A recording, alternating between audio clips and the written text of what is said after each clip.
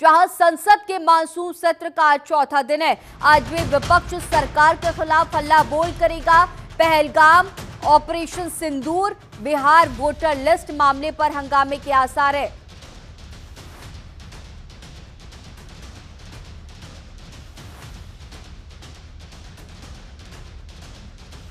तीन बार सदन स्थगित हुआ। संसद के मानसून सत्र का आज चौथा दिन है। लोकसभा, राज्यसभा में आज भी विपक्ष के हंगामे के आसार नजर आ रहे हैं। विपक्षी सांसदों की मांग है कि संसद में पहलगाम हमला, ऑपरेशन सिंदूर के मुद्दे पर चर्चा हो। पीएम मोदी इन सभी मुद्दों पर जवाब दे। पिछले 3 दिनों से विपक्ष के हंगामे के चलते दोनों सदनों में लगातार एक आधे घंटे भी कार्यवाही नहीं चल सकी। बुधवार को बिहार वोटर वेरिफिकेशन मुद्दे पर विपक्ष ने नारेबाजी की और इस वजह से सदन की कार्यवाही 3 बार रोकी गई। फिर 2 बजे दोनों सदनों को अगले दिन 11 बजे तक के लिए स्थगित कर दिया गया। और इसी बीच बुधवार को ये जानकारी सामने आई कि ऑपरेशन सिंदूर को लेकर लोकसभा में 28 जुलाई और राज्यसभा में 29 जुलाई को चर्चा होगी।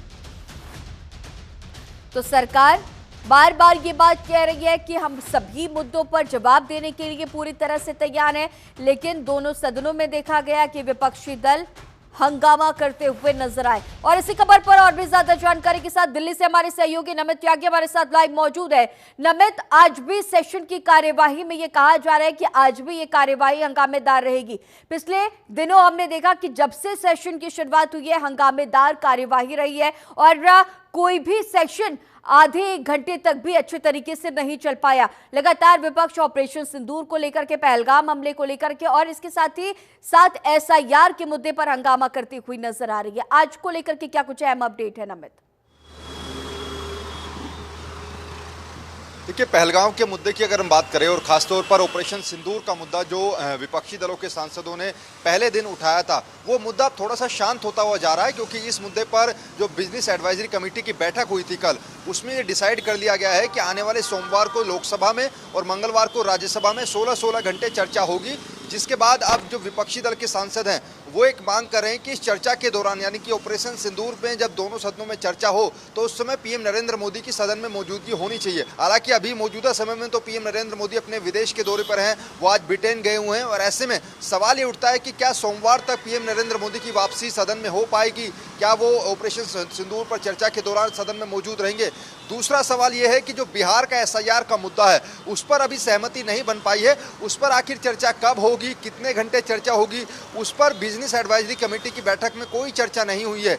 यही वजह है कि तमाम जो विपक्षी दल के सांसद हैं वो हमने कल भी देखा था, काले कपड़े पहनकर, काली पट्टी पहनकर संसद भवन के अंदर प्रदर्शन करते हुए नजर आए थे। आज भी अगर हम बात करें मणिकम टैगोर की बात करें, जो कि कांग्रेस के सांसद हैं, उन्होंने भी 267 के तहत नोटिस दिया हुआ है। आम आदमी पार्टी के सांसद हैं संजय सिंह, उन्होंने भी बिहार के अंदर जो एसआईआर का मुद्दा है उस मुद्दे पर चर्चा के लिए स्थगन प्रस्ताव का नोटिस दिया हुआ है। तो ऐसे में जो बिहार के अंदर एसआईआर का मुद्दा है वो न केवल पार्लियामेंट बल्कि बिहार के अंदर विधानसभा के अंदर भी जोरों शोरों से उठाया जा रहा है। कल हमने देखा नीतीश कुमार जो कि बिहार के मुख्यमंत्री है और तेजस्वी यादव जो कि बिहार के अंदर नेता प्रतिपक्ष है, उनके बीच में बिहार विधानसभा के अंदर तीखी नोकझोंक देखी गई। और उसी तरीके की तस्वीरें हमने पार्लियामेंट के अंदर भी देखी। जब चर्चा हो रही थी तो उस दौरान तमाम विपक्षी दल के सांसद हाथों में तख्तियां लेकर ये मांग कर रहे थे कि सबसे पहले बिहार के अंदर एसआईआर के मुद्दे पर चर्चा हो। तो संभवतः आज भी बिहार वाले मुद्दे पर हंगामे के पूरे आसार हैं।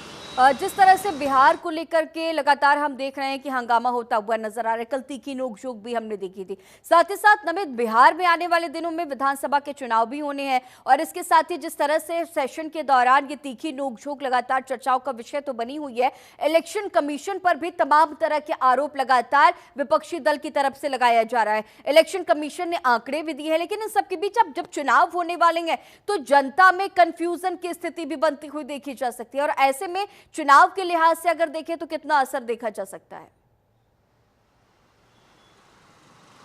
निश्चित तौर पर अगले 2-3 महीने में बिहार के अंदर विधानसभा का चुनाव होना और उससे पहले जो वोटर वेरिफिकेशन जो बिहार के अंदर लागू किया गया है 24 जून 2025 से चुनाव आयोग की तरफ से, उसमें चुनाव आयोग ने जो नए आंकड़े रखे हैं उसके अनुसार काफ़ी ऐसे वोटर्स हैं जो कि बाहर रहते हैं लेकिन बिहार के मतदाता बनकर बिहार का वोट डालते हैं। ऐसे में उनको वोटर लिस्ट से हटाने का काम चुनाव आयोग कर रहा है। इसके साथ साथ जो विपक्षी दल हैं, यानी कि तेजस्वी यादव की बात करें या फिर कांग्रेस के तमाम सांसदों की बात करें, उनका ये कहना है कि जो वोटर वेरिफिकेशन के लिए 12 डॉक्यूमेंट मांगे जा रहे हैं उसमें बिहार की मैक्सिमम जनता के पास उसमें से आधे से ज़्यादा डॉक्यूमेंट है ही नहीं, तो ऐसे में वो लोग फॉर्म कैसे भरेंगे? और उनका नाम जो कि 2002 से वोट डालते हुए आ रहे हैं, उनका नाम वोटर लिस्ट से बीजेपी जो है वो चुनाव आयोग के जरिए हटाना चाहती है, जिससे भारतीय जनता पार्टी चुनाव में जीत सके। तो ऐसे में ये आरोप विपक्षी दल के सांसद लगा रहे हैं।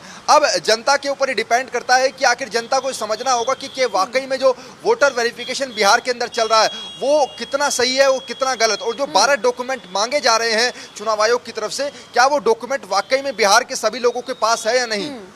ठीक है नमित, आगे भी आपसे अपडेट्स लेंगे। फिलहाल तमाम जानकारियों के साथ बने रहने के लिए आपका बहुत शुक्रिया।